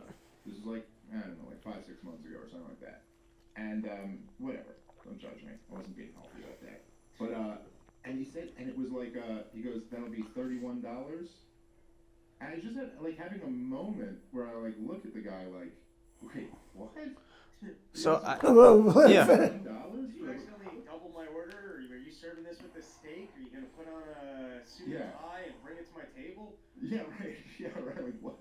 Like $31? That's like the price of a steak. Five Guys is a slight step up in quality from a McDonald's or Wendy's. Okay. So it's not... so the point he's making is... It's triple. That's much. Okay. Okay. All right. Okay, that's good. I accept that. It's a slight step up in quality. Okay. And he's just saying it's crazy to have gone into a place that's supposed to be mid-range. It should not cost me $30 to have this meal. I'm clearly seeing sticker shock. It's a point about that prices are clearly up. Okay. You're willing to accept the fact that he paid triple what he would pay at the places that people really go to in this neighborhood in Manhattan. Are you saying that he didn't pay that at a Five Guys? You think it's an overstatement? Rob, No, I'm asking you. Is that what you're saying? Of course I'm not saying that. If he paid $31, I don't question his data the way you apparently question my data. So I myself am a master of data, and you're questioning my data. I'm not trying to question his data. Right. I'm only trying to say that if you're doing a general canvas of what burgers cost, and you're weighting it according to what most people pay, right? Then so I think he didn't say that Five Guys is some kind of upscale place. I think I think you're just taking the wrong information from that sentence. Okay. The statement he's making there is prices are noticeably up that we can recognize it, and that's his example. $31 is a shock. Okay, Rob, let me ask you a question. Yes. You were initially skeptical, yes, and maybe you remain skeptical that you can get 2 cheeseburgers, a quarter pounder for about 1/3 of what Dave paid. No, that's actually not what I'm skeptical about, because I've not been in a fast food restaurant for a while. I could understand that this is not the actual combo meal. I'm questioning if you can get a quarter pounder for that with the fries and the drink. I'm curious to see that. Okay, then you're questioning my data. Yes, I'm questioning that data, and we'll see if it's accurate. Okay, Rob. I am a little insulted because you're saying that Dave just recalls he went there, Yes. He didn't write it down. He didn't go. He didn't show you that. No, I'm saying that Dave is Dave's. I'm saying Dave can actually, even in that case, be technically inaccurate. He's mentioning a specific theme, which is that there's clearly sticker price on this. You're questioning my data. Yeah. Because and the reason you're questioning my data is that if it were true, let's for the moment imagine that I'm not such an idiot. Right. That I actually know data even better than you. Right. And possibly better than Dave, because I've been doing this for years, and that the data I wrote down are accurate.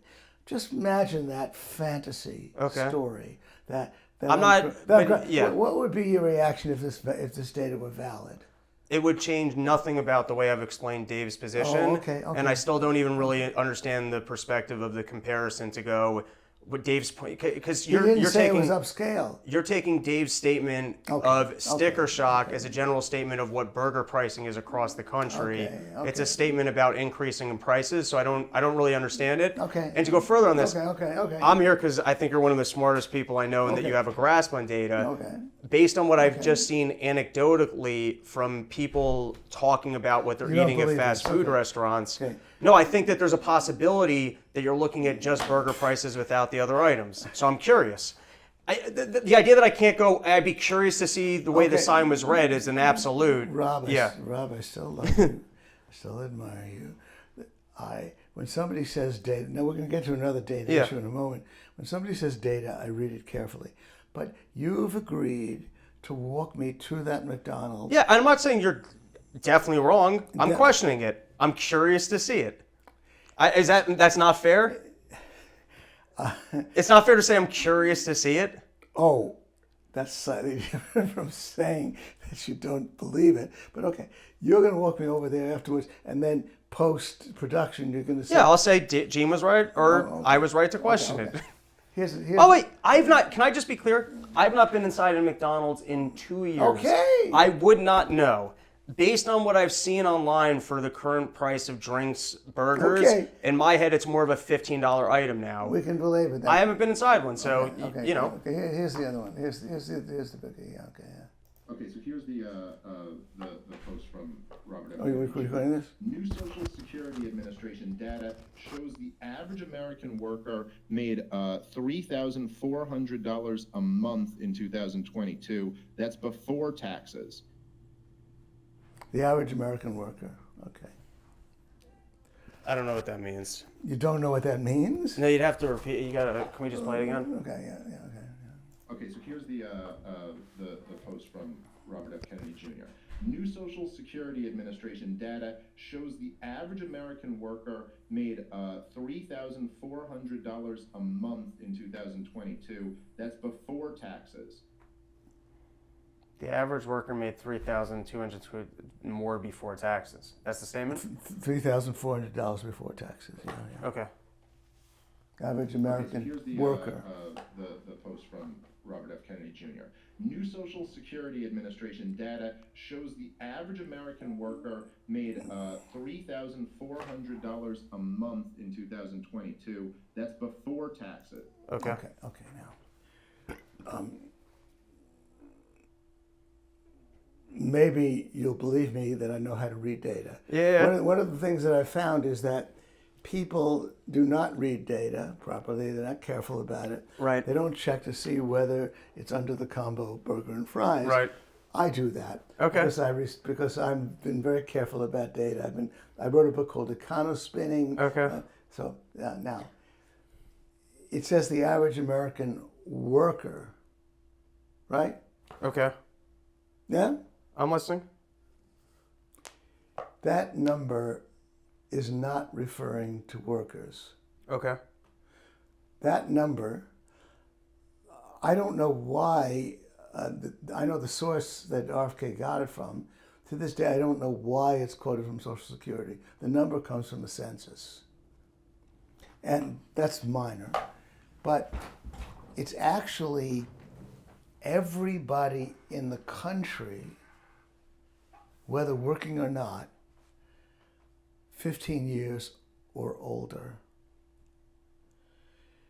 It's the income of everybody in the country, not workers, There are, as I've said, 100 million people in the economy who don't work. So they're not workers. What it does is it's a per capita income figure. It divides everybody in the country into all the income that's distributed. And it's not just wages and salaries, of course, it's income from the government. But oddly enough, when one of the sources of that number was on a podcast, I had already informed the podcaster the mistake, and I jokingly said that this number of $3,400 adds up to $42,000 a year. And it's per capita. It's everybody 15 years or older.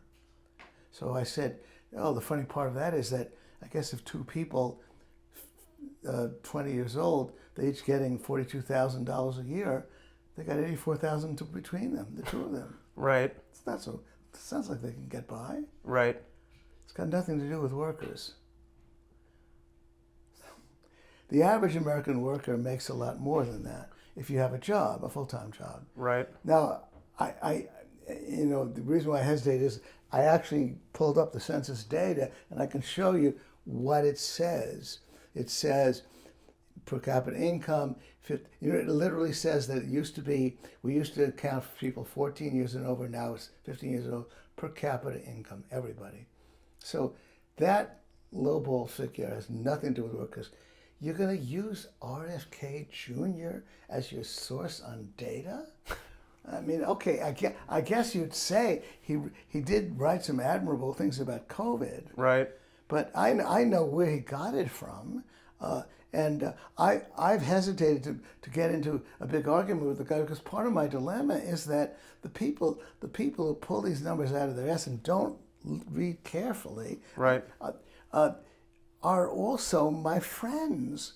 They're people with whom when I showed you the money supply expansion, I showed you the Treasury thing, I showed you the yield curve, I showed you things do not seem to be going well.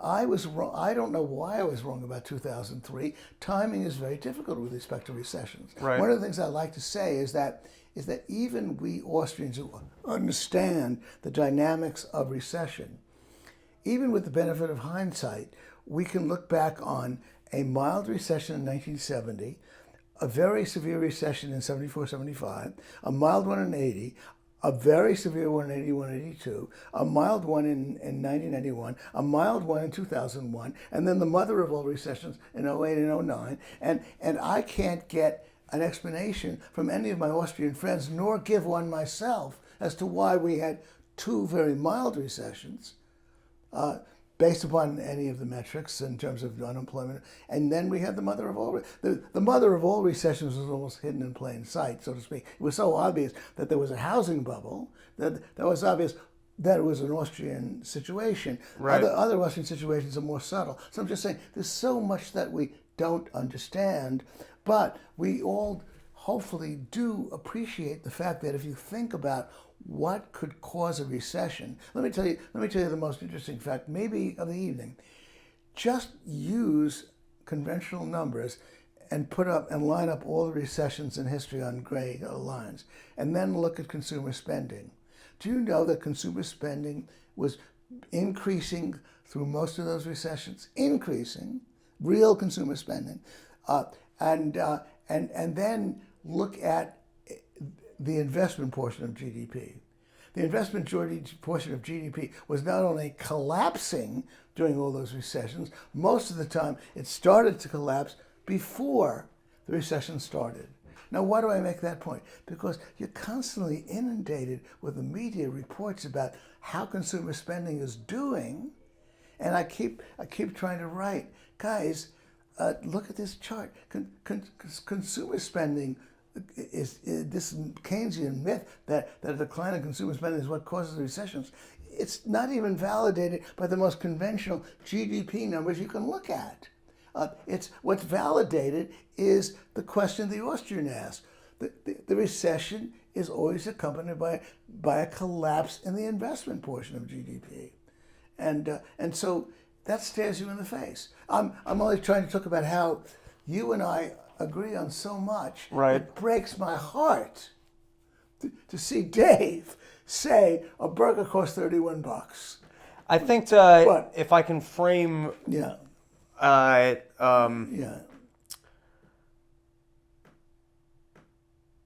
yeah, you're upset with the technical inaccuracies. Technical inaccuracies. Look, Dave said, Yeah. I'm not quoting it there, the middle class has disappeared. Right. Look, please, the whole tenor of what you guys were saying is that, contrary to what I've claimed, Right. which is that, I'll show you some other numbers to try to verify that, which is that... Luckily, we're usually not held to the standard of academia. The standard of academia... No, I appreciate the... You're basically... Dave Yeah. is saying that the American work... Look, the full-time workers make 40% more than that number. That's pretty significant. The full-time workers, median income of full-time workers is 40% higher than the number Dave quoted. 40% is not insignificant, but Dave would say, well, that doesn't look very impressive to me either, 40% higher. The truth of the matter is, maybe the U.S. economy was never that impressive. Do you see the tenor of where I'm headed? I'm looking at the present in relation to history. Right. Every line I've shown you is history. And then, for example, what do we have here? Let me make fun of her, Janet Yellen. In the past 12 months, real wages overall have grown faster than they did in the pre-pandemic expansion. Now she's she's not some, you guys quoted idiot Joe Biden. Right. What's funny about that is that in a way I'm so naive. You guys are saying he barely knows what he's reading, and the thing that really struck me is that what he is supposedly reading is so moronic, having to do with confusing inflation with price declines and so on. I said, does he have a speechwriter that actually wrote that for him? Right. I actually hope, for the sake of the people who work for him, that they're not such morons, and that he's just mouthing off on his own. That Kamala Harris wrote it for him. It was so goddamn dumb. But anyway, I'm quoting Janet Yellen. The past real wages overall have grown. Okay, so now what do we look at when we actually uncover the data that she's talking about? This is the data that she's citing. I uncovered it. Yeah, she said in the past 12 months. And this, you'll trust me, hopefully, that this is the data that she's using. Okay, sure. Yeah. And so what we've had is a very funny pattern, which of course this part is going to, the last 12 months, we've actually seen a rise. But by the way, this whole period here is the craziness of the lockdowns, where so many low-wage workers were out of a job, Right. that the average suddenly catapulted. So it's a distortion. But what did I do? I'm looking at these 12 months. She said, wow, look at these 12 months. And then now look at what happened before. She said, well, these 12 months have been faster than this prior period, is what she's saying. But how dishonest can you be? I mean, who does she think she's fooling? She's supposed to be a professional economist. Why do I say that? Because look at where it is in relation to where it was prior to the recession brought about by the lockdown. It's basically barely budged. That's my whole point. Right. We're not. I mean, this is what you regard as something to. But the way to get around it, the way to fool the hell out of people, she's actually citing a study done by her assistants, and the assistants, the references are very clear. I think maybe in order to run my bona fides with you, I'll have to show you. I read the footnotes. I know where the data are. Right. I know where the websites are, and so this is what she's citing. Right. And so, whose intelligence is she trying to insult by citing that little increase? The last one, but that that sorry, I'm increase holding over yours. 12 months. I'm listening. I just want to Okay, restart sure, this. Yeah.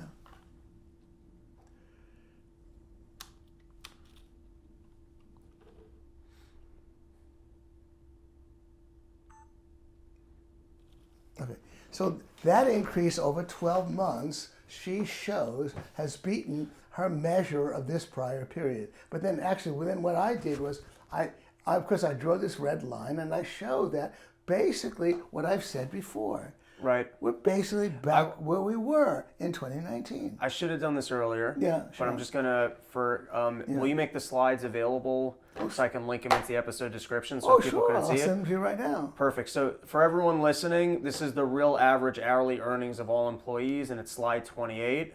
And for the other slides that we discussed, I'll figure out a way to note that for everyone. Okay, yeah. Well, see, what I did was, by the way, I took February of 2020 because this is about where we are. February of 2020, the unemployment rate was still 3.4%, still very low. Right. By March, it had jumped. March is when the lockdowns happened. Right. So February was my base month, and I took from February to the present, and I found actually that it was a 45-month period, and we actually did have an increase of 0.5%. According to Yellen's figures. Right. No, excuse me. According to Yellen's figures, but of course Yellen is only citing the 12 months. Right. What I'm doing is I'm saying, where the hell are we compared to February of 2000 before the government went crazy? Right. Okay, 45 months later, the average hourly earnings of all employees are 0.5% higher than they were before. But now I'm doing this 45-month change. This is a distortion because everybody's laid off. But then under Obama, under Trump, we were used to 4%. So this is pretty trivial, and this is an average. No, this is the 45-month change, the rolling 45-month change in real earnings. Where was it? What I've asked to do is for every month compare it with 45 months ago. Okay. Because this period is through November of 2023 is 45 months later after February of 2020.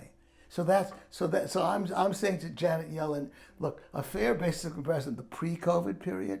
Pre-COVID is February, the last month Right. before the government went crazy under Trump. By the way, Right. by the way, I should add, interestingly enough, as I keep emphasizing, the accumulation of Treasury debt, the soaring M2, Right. all that started under Trump. Right. Trump may be more to blame than Biden. you know. Right.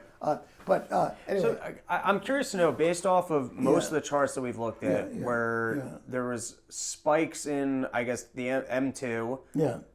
There was the inverted. Do you see now, like that, at least off the charts, it seems like things are balancing off, that we somehow just totally dodged recession or crazy inflation from the spending, or is it just kind of... Well, I don't think. I mean, just bear in mind, Rob, when we look at history, let's go back to that. Was it? Didn't I have the housing affordability? No, I'm looking for the. Oh, here it is, isn't it? Yeah. Oh, yeah, the spread. Okay. Now, all I'm saying, Rob, Right. is that if you listen to Bob Murphy, Bob really starts counting angels on the head of a pin. All I'm saying is that when you look at the muddiness of history, when you look at look at this. This was a head fake, but Right. then it happened again. So what I'm saying is that the very fact that we can measure anything and that we can get insights into anything from the data Right. is miraculous enough. But the fact of the matter is that, as you can see from these patterns, that it'll take some kind of pretentious genius to figure out why this lag, why that lag, and so on, or what the dynamics were. And Right. you're asking all the right questions in a way, which is to say that. By the way, one thing you touched on is interesting. When I speak to certain econometricians, their whole idea is the more data, the better. We want the samples to be as large as possible. Right. And you have to point out the brilliant Rob Bernstein point, Okay. which is that I once joked with this guy. I said, "Guy, I think you'd like to go back to the time of Christ. If we had the data, Right. we could put together, and the Romans they were borrowing money. They made it. So Right. we trace, but obviously, the further back in time you go, The less relevant. the less relevant. Right. And the point is, so you might argue with me that maybe I'm losing relevance. Right. But I'm for the most part I'm taking the period since the 70s, 80s. Right. Things haven't changed so much that you can't learn Right. something. In addition, of course, always post World War II. Right. Certainly, so therefore, I think again. We're groping the elephant. We're blind, but we learn something. So I'm sorry. I have an idea here. You ready? Yeah. I say we put this up as a very scandalous episode called Debunking Dave Smith. We'll put it up there. I love Dave. We'll flame the flyers. We'll get some clickbait, and then I lose focus. So if you'd have me back at some point, I'd love to go through some of my list of questions. Oh my God! I feel so terrible. No. You didn't get a chance to ask your questions? This was 2 hours of greatness. The amount that I've learned and absorbed is incredible, and I don't want to delve into my questions without some good fight in me. Okay. So I feel like we should revisit. No, I'm sorry. Yes. I know if I digress. I just want to put a fine point on it and Yes. say that when you said, "Did we dodge the bullet?" Right. You can see there's no evidence that we've dodged the bullet. Right. I mean, all the evidence suggests that Epstein was wrong to expect it to happen in 2023. David Stockman keeps saying every Right. year we're going to collapse. He's the stop clock who'll be right twice a day. The point is that timing is difficult with these things, and certainly it's very possible that we're going to look at a recession in 2024, given what this looks like, that inverted yield curve, that difference between the 10-year and the Fed funds, and that the next question. I was actually on Matt Kibbe's show in September of 2022, right? And that's when I said it's going to be a recession, that's for sure. But, Right. And Kibbe is all over me, kibitzing away, and he says, and what kind of recession? I said, I don't know. As I said, I've seen mild recessions, I've seen deep recessions. I could argue for why there could be a deep recession, given all the insanity of what government has done, but it could be mild. Kibbe then said, "You're crazy. It's going to be the mother of all recessions." Right. So we were both wrong, and I posted that. We haven't had the mother, but it could be the mother of all recessions next year. Right. I see different potential scenarios. When Bob Murphy recently had a debate by a guy named Dean Baker, sort of a Keynesian guy who's very open-minded, Dean Baker said, "I don't see where the malinvestment is." Dean Baker said, look, in 2005, 06, 07, you could see the housing bubble forming. By the way, I could see it too, but I wasn't even sure it was going to bring down the economy. But Dean Baker said, but I don't see any real crazy bubbles forming. I don't see the stock market, nothing insane is going on. And all that Bob answered was that we Austrians are not God. If we could plan the economy, if we really knew exactly what's going on in the economy, then I guess we could have a planned economy. Right. So Bob said, I don't know, I could point to certain suspicious aspects of it, but I don't know where the malinvestment is or where the collapse is. Right. And so that was a legitimate answer. But again, what I could get into is that, as I did with Matt, was I said that if you review all of the possible explanations for recession, none of them really hold up. The consumption one doesn't hold up. It's only if you create a scenario in which you shock the economy because everybody goes kosher tomorrow morning. Right. So if everybody goes kosher tomorrow morning, vast parts of the food distribution industry suddenly go bankrupt. What is a recession? A convergence of bankruptcies caused by some kind of shock. Right. I maintained that the recession of 2000 was was the king went crazy. Right. It wasn't even the inverted yield curve. It was really, they just shut down the economy. What else could it be? That wasn't even an Austrian recession, in my view. But when you look at malinvestment, then you see certain subtleties, certain ways in which the economy can get shocked. Right. And then on top of that, the other thing that is constantly pointed out to us by the skeptics is that, well, why doesn't, if business can anticipate changes in demographics, they can anticipate all kinds of things and not get shocked, why can't they anticipate malinvestment? Why can't? Well, one of the obvious answers to that is that most of them don't even know the Austrian business cycle theory. Right. Most of them. By the way, I would stipulate that if most businessmen knew the Austrian business cycle theory, John Allison, by the way, who headed, I forget the name of his bank, he is an Austrian, and he was able to dodge much of the recession in his bank. Most of them haven't even read the business. And then aside from that, when a boom happens, in order to keep up with the competition, sometimes you have to go along with it, or you're going to go bankrupt in the short run. So that's the reason why the malinvestment is something that's very, very difficult to control. But it is a little bit disconcerting that you and I, and certainly not Bob, can isolate where we see the malinvestment. The malinvestment in 01 was, of course, housing. Malinvestment in 08, 09 was housing. Oh, okay. One was tech. Was stock. What do you? I would venture to guess next year we're going to see from what I'm reading, a problem in commercial real estate. Yeah. And that. Yeah. And I'm doing a podcast later in the week with David Collum. I don't know if you ever read his piece on Zero Hedge. But maybe it will be you and I can do a part 2 on malinvestment, and we can get into this. But I also, and I say this. You want to talk about inaccuracies. This is very technical and accurate. I've not sat down and done all of my homework on this at all. Yeah.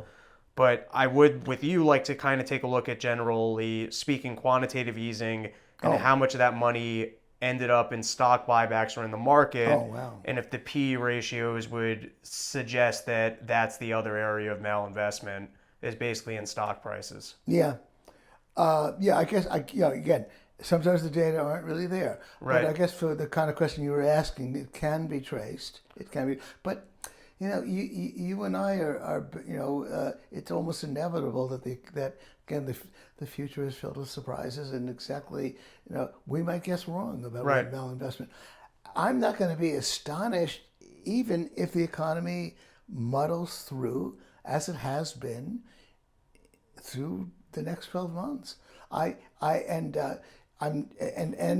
the yield curve inversion is a good signal of an Austrian business cycle brewing, but it's not ironclad. So there's so many doubts. Anyway, I'm belaboring too much. I appreciate your attention, and I guess we'll walk over to the McDonald's. Yeah, petty burger bet. I'm going to buy you petty burger bet. A double burger cheeseburger with fries and a soda. I won't eat any of it, but I whoever loses, I'll tell you what. Whoever loses has to pay for the burger. So, and we'll make. Stop with that. Look, just a moment. We'll make it long 15. Okay. Just a moment. Over under on 15.